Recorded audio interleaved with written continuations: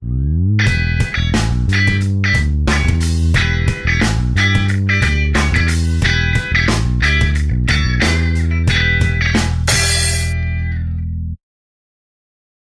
pelo menos dois casos atuais, o caso da Argentina durante o Plano Cavalo e o caso da Europa que aflige o mundo inteiro no momento atual. O McKinnon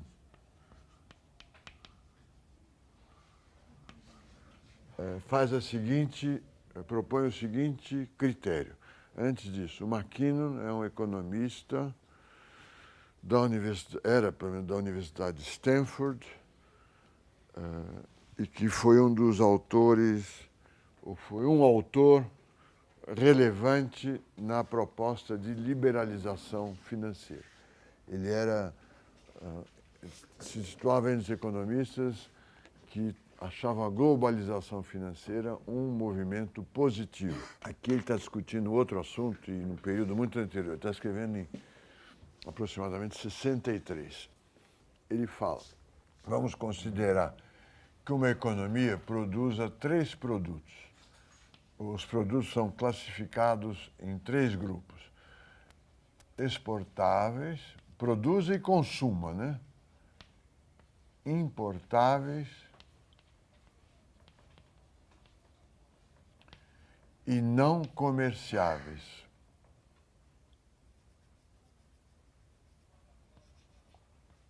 Não comerciáveis. Ela produz e consome esses produtos. Aqui não é o valor das exportações, o valor das importações. É os produtos que ela produz e consome que podem ser exportados, os produtos que ela produz e consome que podem ser importados e os produtos que, por causa dos custos de transporte, não podem ser nem exportados nem importados. Esses daqui são chamados de tradables, ou comerciáveis. E esses aqui não comerciáveis. Em inglês, tradables e non-tradables. O índice de preço desse país vai ser dado por A1x, vamos colocar A1, preço de X, né? Vezes a taxa cambial. O preço do X cotado em dólares ou em moeda internacional. Mais A2, taxa cambial. Preço dos importáveis. Mais A3, preço dos non-tradables.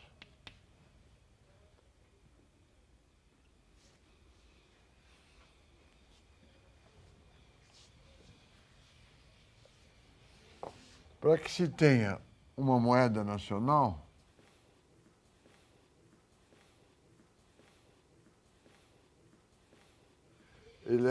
uma moeda nacional, segundo ele, deve ter 3 características. Deixa eu ver, antes disso aqui. As taxas cambiais, esse TC aqui pode ser fixo ou TC flexível. Se a taxa cambial for fixa, é como se ela usasse uma moeda internacional.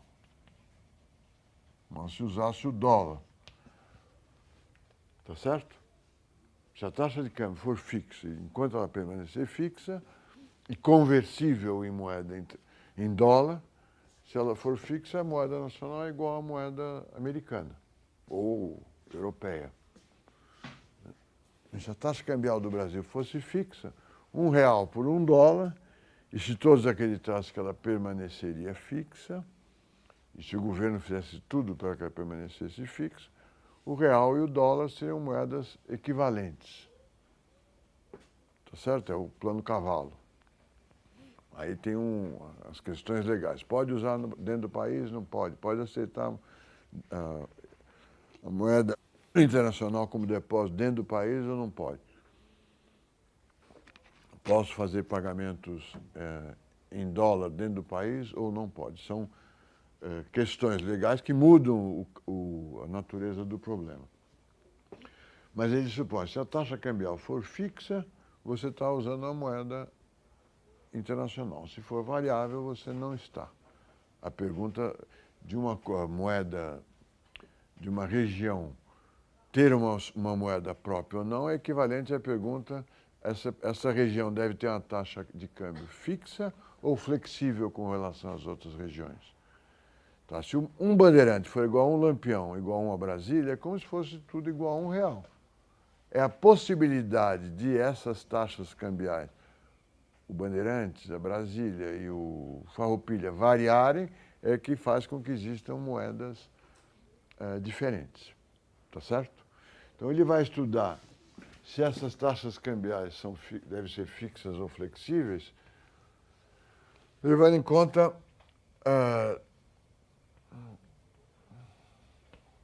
duas coisas: alocação ótima de recursos, ou pleno emprego, se vocês quiserem, e liquidez.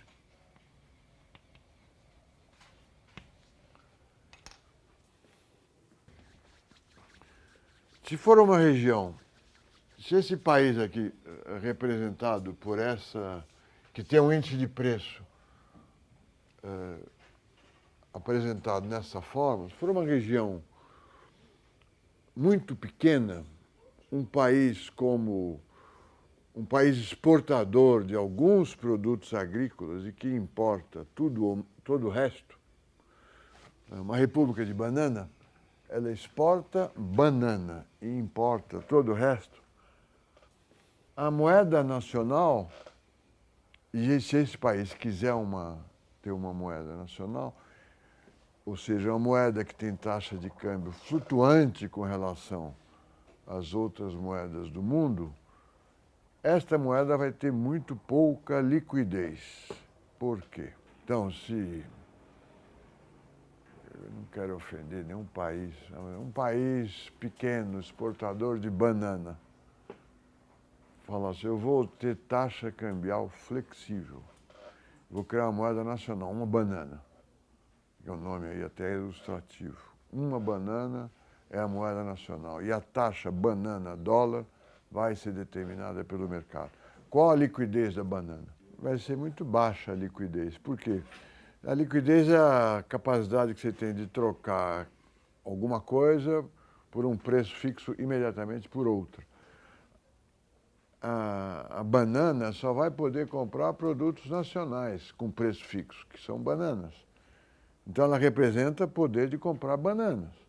O dólar você pode comprar café, arroz, feijão, soja, celulares, gasolina, petróleo.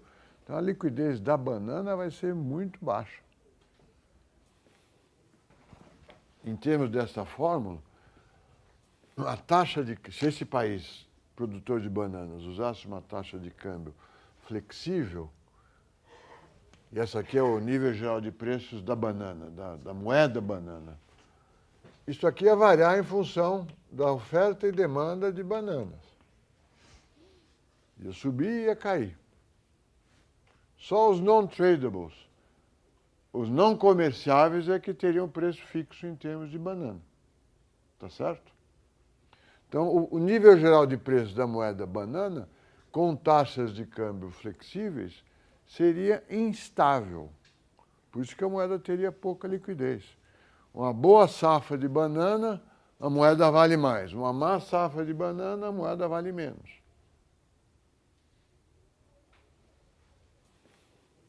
Ela só vai ser estável com relação ao preço da banana. Ela vai valer uma banana. Portanto, na linguagem, no Brasil, se dizer que uma coisa vale uma banana, que ela não vale muito, não vale nada, né? Vale uma banana. Então, esse país pequeno, definido como um país onde A1 é país pequeno, definido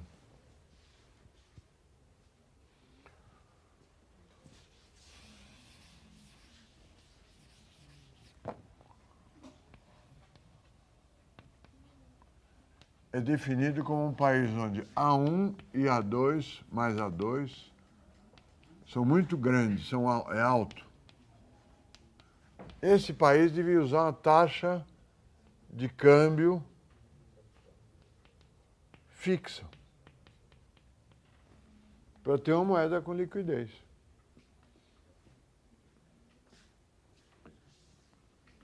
Se a taxa de câmbio for fixa, a moeda nacional vai ter liquidez, porque ela pode comprar. Primeiro, o nível geral de preço vai estar estabilizado, porque vai depender dos preços internacionais exportáveis e importáveis, que são a maior parte dos produtos que compõem o índice geral de preço desse país, e ela vai poder comprar produtos do mundo inteiro. Então ela tem a moeda nacional, pode variar um pouquinho essa taxa de câmbio, mas que não é bem nacional. Exemplo, Panamá. O dólar panamenho é equivalente ao dólar americano, pelo menos era. Se você chega no Panamá, você pode fazer pagamentos, é quase um currency board, em dólar ou em dólar americano ou em dólar panamenho. Tá certo? São países pequenos, o Equador não, mas o Panamá sim, onde o exporta e importa, os exportáveis e importáveis são importantes na economia e os non-tradables, os não comerciáveis, são pequenos, porque é uma economia pequena, inclusive.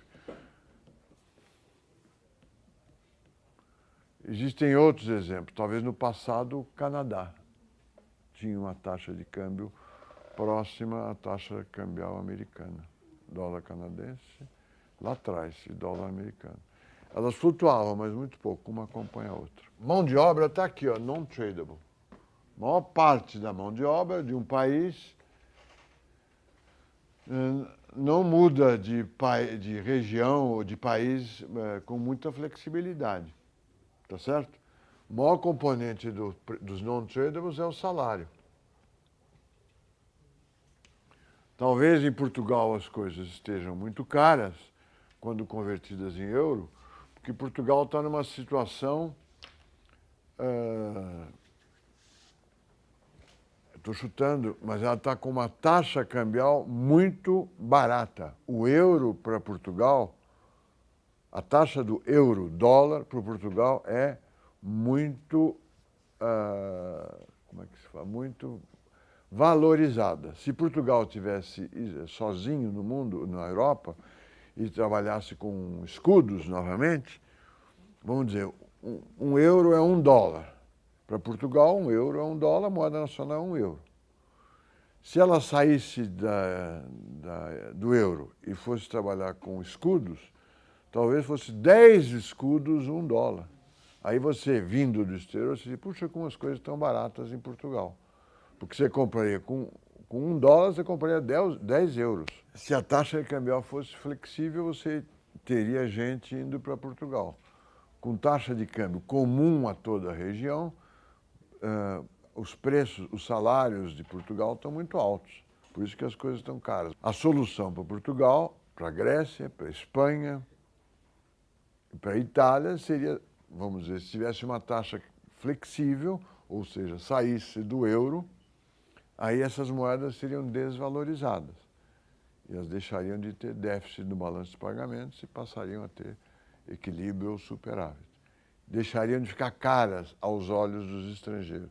O Brasil é um país caro para o estrangeiro, ou era até pouco tempo. Os jornais não cansavam de publicar, olha, o Brasil é caríssimo, a cidade mais cara do mundo. Por quê? Porque a taxa cambial estava muito baixa. 1,80 ou 1,60, 1,70 reais por dólar. Hoje nós estamos mais barato, a taxa cambial é 2. Tá certo? Mais barato, não sei como mais barato. Então, a primeira conclusão é que um país pequeno, onde os exportáveis e os importáveis são uma grande parte do índice de preço, deve usar uma taxa de câmbio fixa. Panamá, talvez o Equador,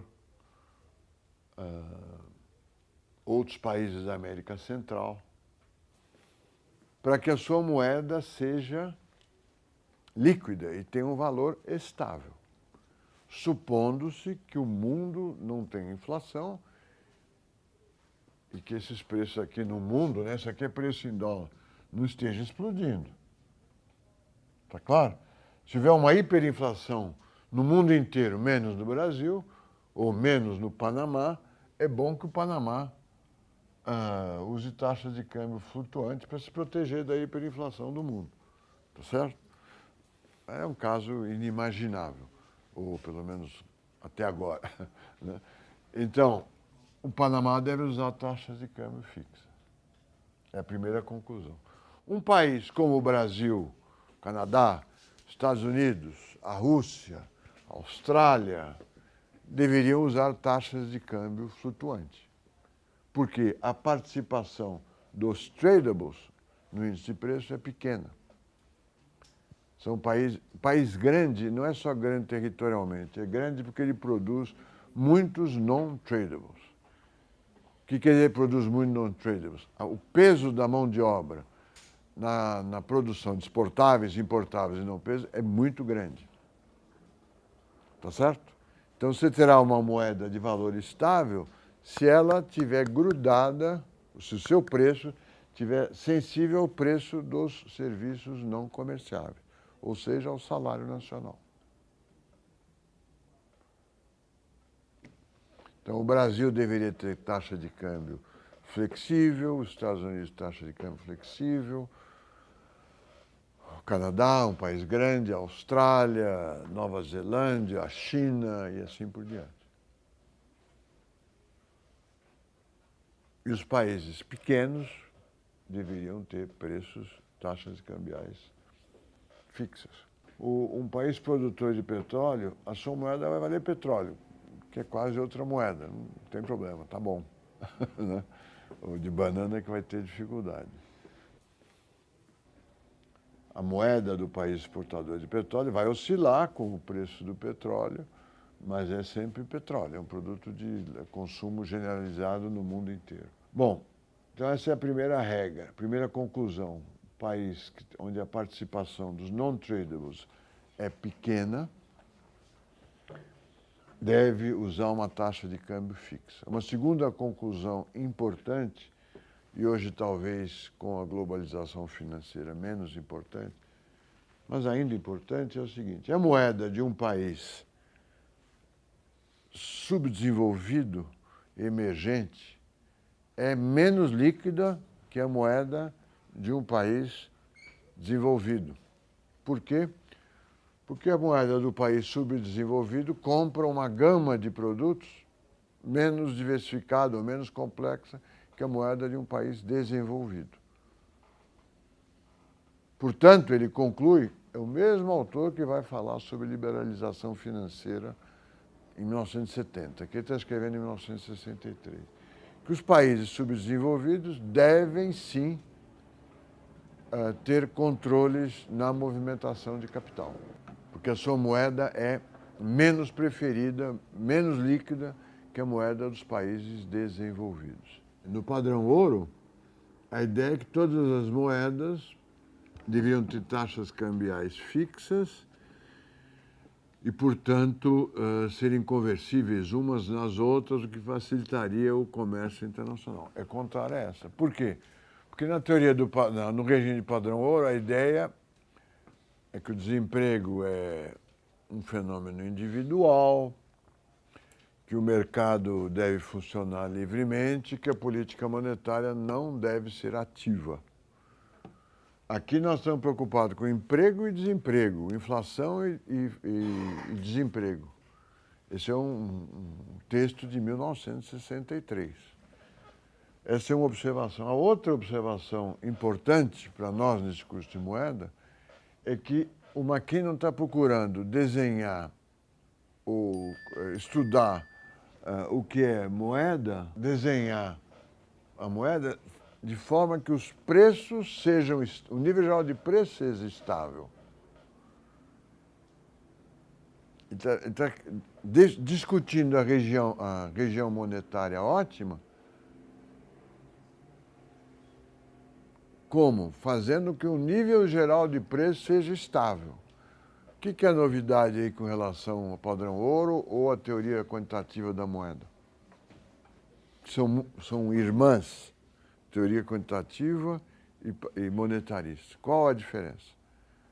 O que o Friedman diria disto? Assim, numa polêmica radical. O que ele diria? O valor da moeda depende disso aí que o Mundell está falando, do que o McKinnon está falando? Não. Depende da quantidade de moeda. Tá certo?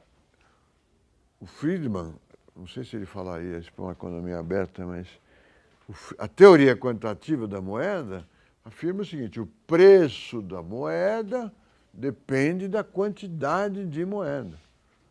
O McKinnon, ainda que seja um economista neoclássico de Stanford, ele diz, não, o preço da moeda depende de como são formados os preços. Ele olha para os preços para fazer uma moeda estável. Ele fala, a moeda de um país produtor de bananas é instável, não porque haja muito moeda ou pouca moeda, mas porque ela tem pouca liquidez e porque vai depender do preço da banana. Tá certo? No padrão ouro, o preço da moeda depende da quantidade de ouro que ela possui. E o preço do ouro é dado pelo custo marginal, segundo os clássicos imaginavam na primeira fase, pelo custo marginal de extrair ouro. Só que nós sabemos que o custo marginal de extrair ouro é irrelevante face à quantidade de ouro existente.